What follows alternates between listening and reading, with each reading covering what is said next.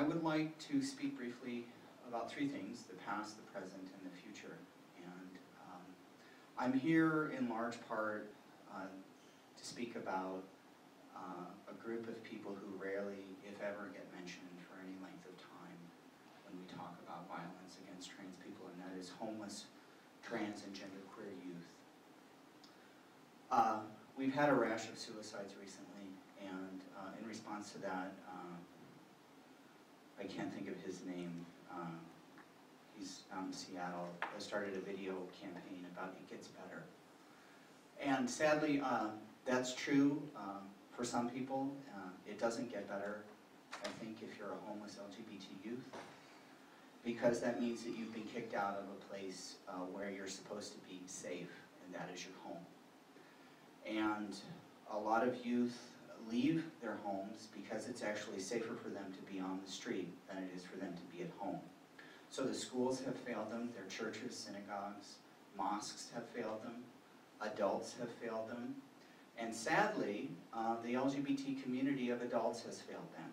Whether it's gays and lesbians going into homeless, trans, and genderqueer communities and exploiting them, to those of us who are concerned with issues that are important to us, like, as a trans person, access to adequate and ongoing health care is an issue for me.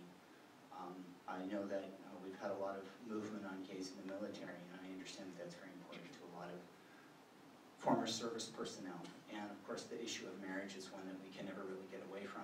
But further and more inclusive representation of LGBT adults will not change anything in the lives of homeless LGBT youth. Gays being able to be married is not going to change what happens to youth when they have nowhere else to go, because our system is based on that of children being less than, I don't know, animals? I have a cartoon in the back of this book, Kicked Out, which I'll talk about for the future, where I say that essentially, if we were to be reborn, we would want to be reborn as a domesticated dog or cat in the United States, because a dog or cat has a better chance of being retrieved from an abusive home and put into a good home than an LGBT youth does. And that is the past and present. I think for the future it can get better, but what it requires of us is that we actually show up in the lives of LGBT youth. It's not enough to write a check. It's not enough to call your congressperson, because the structures that oppress youth are largely impervious to politics and these types of things. The foster care system is a horrible, horrible failure for homeless, trans, and genderqueer youth. And so what that means is we have to come out of our homes and our offices, and we have to go to Ozone House, and we have to go to Ruth Ellis Center, and we have to come to Spectrum Center, and we have to say, hi, I'm here to volunteer.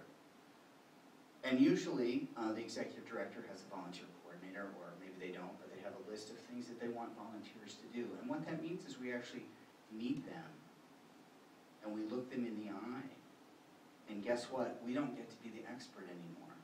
So we have to listen to a bunch of 11, 12, 13, 14, 15-year-olds tell us what it is they need from us. And what the future holds for us is that the gift that we give them is that we're alive. We're breathing. Yes, it got better for us, but a lot of us have terrible, terrible, terrible stories to tell, where we just sucked it up and held on until we were 16, 17, 18.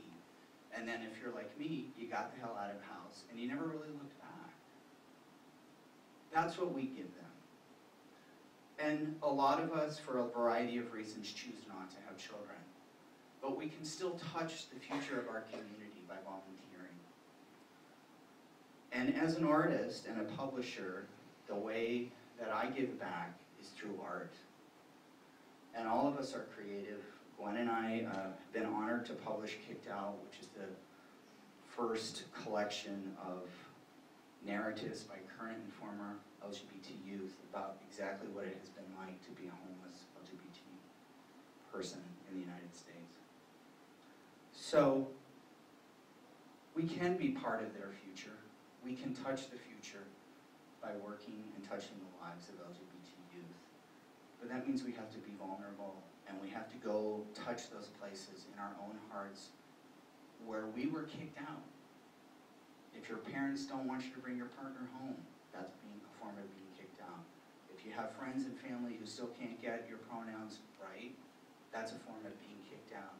If you're not comfortable being out on the job, that's a form of being kicked out. And it's not going to get better if we keep walking away from that. We have to go back and we have to stick out our hands and pray that every single child grabs a hold of it. But for that to happen, we need to show up in their lives. We need to do it in a very real way. So I thank everyone for